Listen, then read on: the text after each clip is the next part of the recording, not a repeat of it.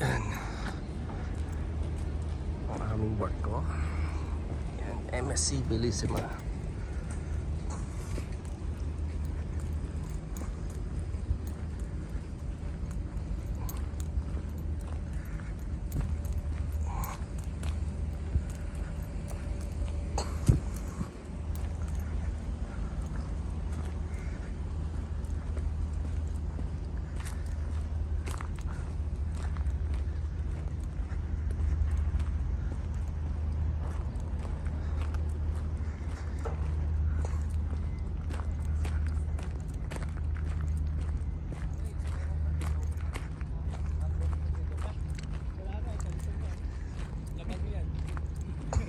Vintage no? Saka galing? Kami galing, kami sa morning. Malapit na ba?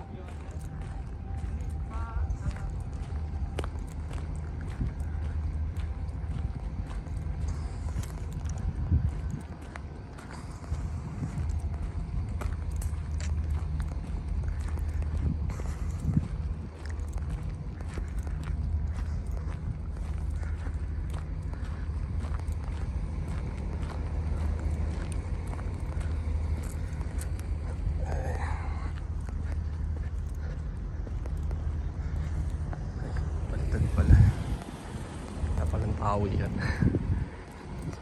Sorry. Yap na makahuli dito.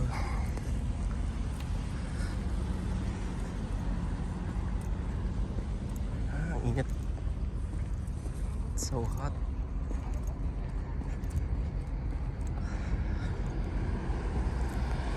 Hello sir. Morning. Thank you.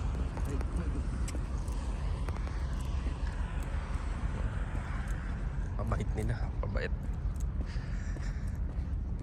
So yun, tagal ko na din nakapag-vlog. Hindi pa ako nakakapag-upload ng mga videos ko. Pero hahanap na ako ng magandang spot. For the meantime, sana mag-enjoy kayo sa video ko to. Ay. Bukas ang aking 1 month sa bilang seafarer. Bilis ang panahon, ang kailan lang. Nagpe-prepare lang ako ngayon, nakakaisang buwan na. So, ewan ko lang kung sa ibang seafarer ganun. Pero sa akin na, for me, pag naka 1 month ka, isang achievement na yun. Kasi sa totoo lang, hindi biro magtrabaho sa barko. Hindi biro. Tama nga talaga sabi nila. Pero sabi nga, payo sa akin ng mga kasama ko doon, lalo ng mga matatagal na, enjoyin mo lang yung kontata. Enjoy. Huwag ka masyadong ma-stress. So, sisilong tayo. So ayun, tingnan nyo guys, hindi. Ayan. So ayan.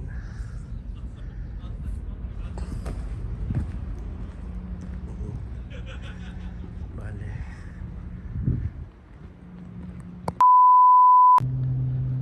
Hello. Welcome sa channel ko. Sana support nyo yung channel ko, Renz Esquilio Vlog. Yan. So hello, shoutout sa mga kababayan ko dyan, lalo sa family ko sa Pilipinas. Dito na, ang init dito. Hindi ko alam kung nasaan kami talaga exactly. Hindi ko na itanong eh. So yun, konting highlights lang sa buhay ko ngayon dito as a seafarer. No joke. Talagang totoo nga kasabihan na mayap kumita ng pera. At ganun pa man, sabi nga payo sa akin, sulitin mo lang at enjoy yung contract. Yes. Ano pa ba? Yun, kung anong iutos ng amo, sundin mo. Minsan lang talaga may mga kasama din na lalo na ibang lahi na ligan ka ugali, pero sakyan mo na lang din. Minsan yung pasensya ang pinaka dito para sa akin, based on my experience. Trabaho walang problema. So ano pa ba? Yun. Yung kanina kung napansin nyo yung traffic enforcer, mabait nila, inassist nila ako ng tatawid. Muntikan pa ako ano bang jaywalking ba yung tawag sa atin pag hindi ka tumawid sa tamang tawiran. Hindi napansin ko may intersection. Siyempre wala tayo sa bansa natin, mayap na mahuli dito. Ano pa ba? Pinakamaganda rin, nasa Seafarer, nag-work ako dito. Parang nakalabas ako sa comfort zone ko. Nagkaroon ako ng chance na makahalubilo yung mga iba't ibang lahi. Bukod sa mga kababayan natin. Sa may ibang lahi, mga Indonesian din, Honduras, ano pa ba? Siyempre, Japanese, Chinese, Indian, mga ganyan. Okay silang kasama, mga mabait. At ano ba? So yun, pakikisama ang pinaka-importante dito.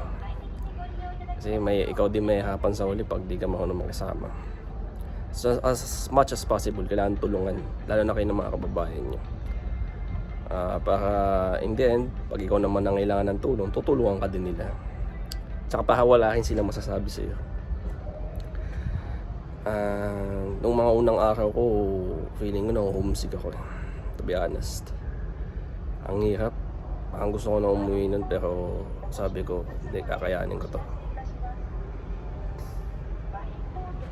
Kakayanin ko to. Kaya lang papakita ko sa inyo. Ay, walang layo na pala. Pakilala ko sana sa inyo yung Baisano. Baisano tawag ito pagka kababayan, pero hindi talaga siya kababayan. Taga Honduras siya, pero lagi kami nagbabate ang Baisano. Next, tumatakbo eh, ng mga nagmamadali. So halika guys, lakad tayo dun kahit mainit, titiisin natin. Okay, bye-bye muna. So yan, ito na. Lakad-lakad tayo konti. Sulitin natin ang oras. Naka-lunch off kasi ako eh. Ang balik ko pa 4 PM. So yun, lakad-lakad lang. Mainit lang, makakapakinasa. Parang yung pinuntahan ko noong nakaraan sa Kilong, Taiwan, na yun pala yung so far na nabisita kong bansa. Pero the rest, hindi ko na nababaan. Lalo yung Busan, sayang. Naka-duty ako noon, nakaginto doon. Ang hinayang, Busan yun eh. Alam mo naman natin, yung Busan eh. Si Korea, sayang din yun. Init.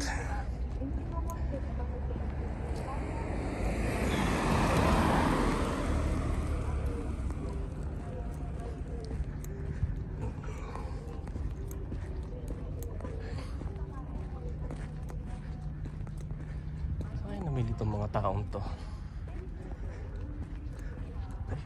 Kalsada pala to.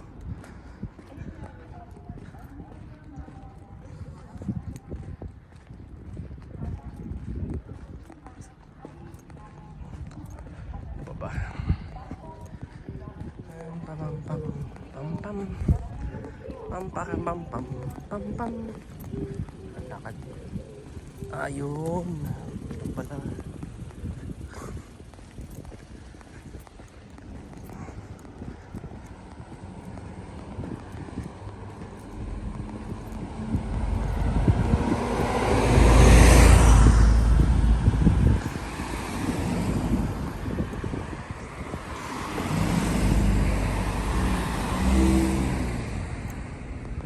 Hindi ko pa na-upload yung ibang video mula nung sumakay ako dito. Ang huling video na i-upload ko pa, yung umuwi kami ng Antipolo. Yung first part nun, yung nagsimba kami sa yung Antipolo Cathedral kung tawag eh. Nasa channel ko po yun, panoorin nyo na lang po, Antipolo vlog. Tapos hindi ko pa na yung food trip namin doon. Tapos yung dinaanan pa namin Decathlon. Pa bang mga video nun. Ayun, pumunta kami sa isang garden. Tatlo yung video, ay 4 pala nagawa kong video yung time na yun sa Antipolo. Iniwaiwalay ko lang kasi sobrang haba eh. Hanap ako ng paraan para ma-upload yun, makapag-update din.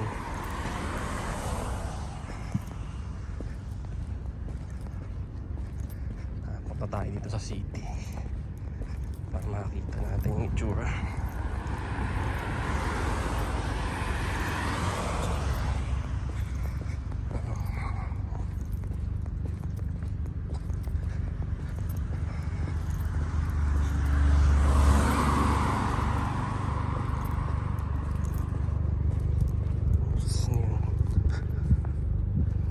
May uwak.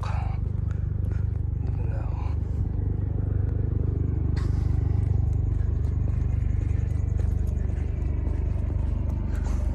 Ayan, hindi ko nakunan yung uwak. Dumaan sa harapan ko.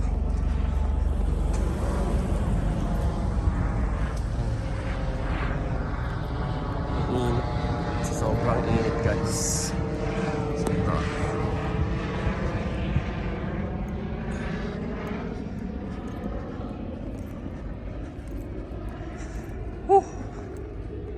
Anak ng tipaklo.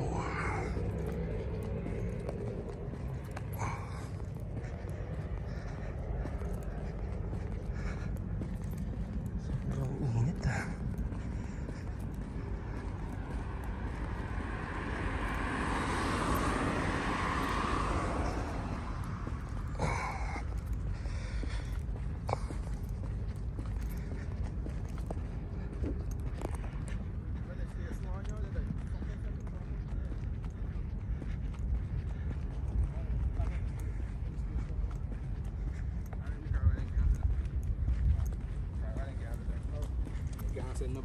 Gasin mo pa. Pagkatagal-tagal, subukan ko mag-video sa loob habang nag-work. Pakilala ko sa inyo sa mga kaibigan ko dun. Lalo may ibang lahi. Ay.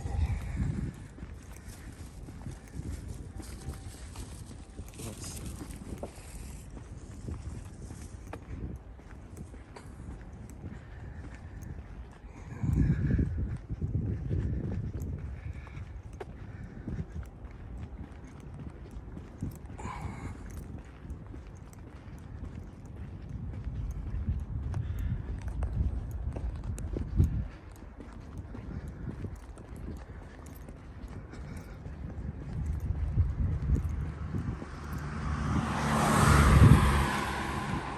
May nakakatawa pala dito kanina.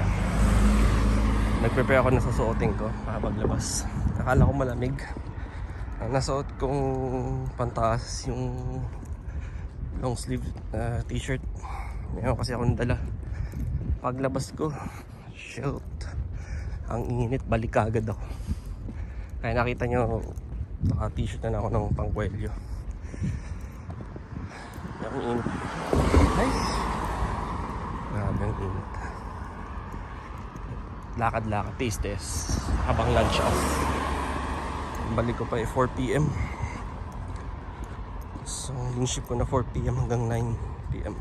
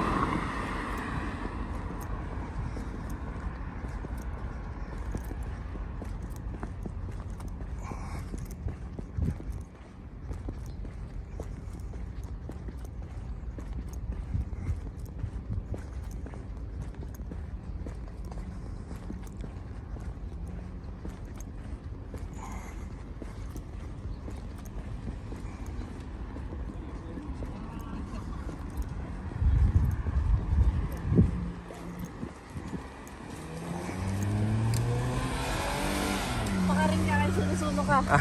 Wala, lalakad-lakad. Sa akin ako pamili. Doon lang, sa may ano, sa may depo. Depo. Sige, thank you.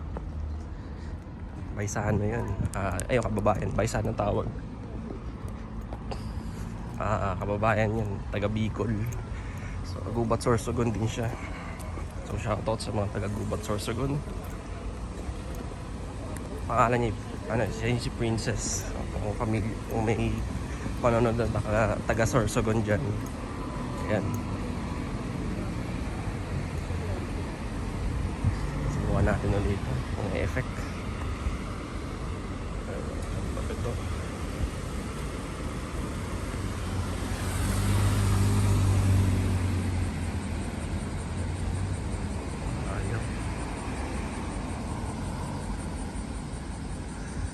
Ayun. Let's go.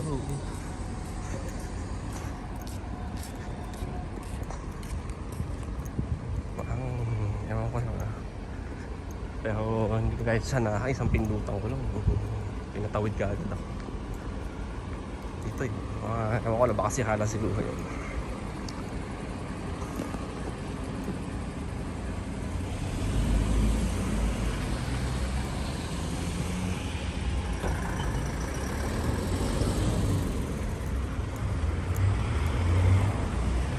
Dito pala ang tawag namin pagkababayan, Baysano. Baysano. Kung, ewan ko lang kung mga seafarer dyan na mga kapano nito, kung ganun din sa kanila sa cruise line o kahit sa mga cargo, kaya nang tawagan namin Baysano. Kasi di ba mostly pag mga OFW or iba't ibang lalaki nakikita sa ibang bansa, sabihin kabayan, dito tawag Baysano. Although may isa lang yung sinasabi ko kanina sa video kanina na yung tawagan namin Baysano pero Honduras siya. Kasi ang dahilan na sabi niya, tumira daw siya sa Manila. Mga isang taon din ata yan. Tumira din siya sa Manila kaya may, hindi naman siya totally nakapag-aral ng Tagalog. Yung ano, pero iba kabisado niya. Sabihin niya kumusta, sabihin ko okay lang. Ayan.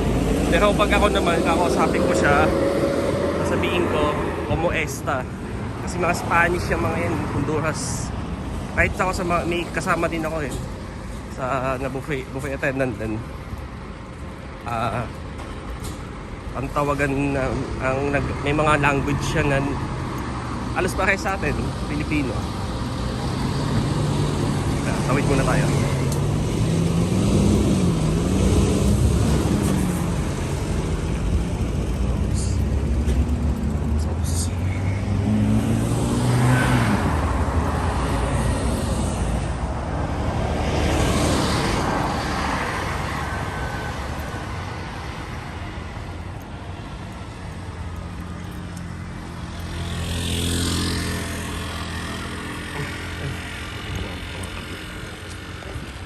You like traveling?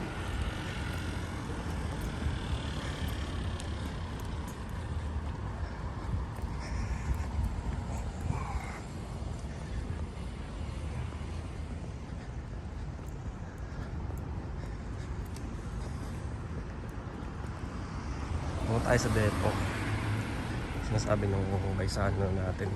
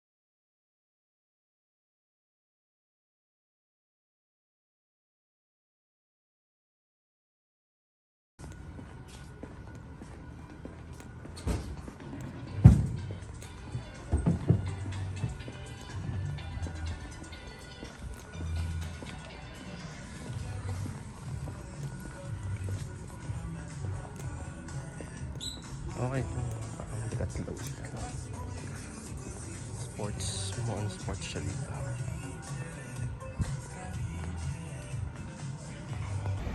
Hello guys, so ito, balik na tayo sa park ko, baka maiwan ako. Kanina tinawagan ko nanay ko. Shoutout sa iyo mama. Ayun, nagkumustahan kami saglit. Babalik na ako doon. So, ayan, salamat sa inyong panonood. Sana nag-enjoy kayo. And sana ma-upload ko yung mga video ko ng mga hindi pa na-upload. So, yun naman po. Bye-bye.